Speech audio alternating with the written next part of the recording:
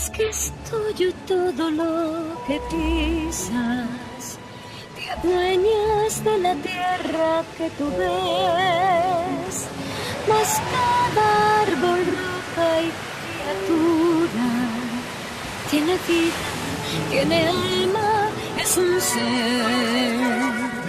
Parece que no existen más personas que aquellas que son igual que tú.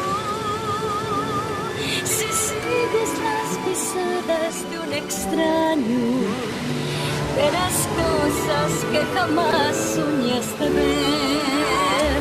Has oído la volarle a la luna azul, o has visto a un lince sonreír. Has cantado la voz de las montañas y colores en el viento descubrir, y colores en el viento descubrir.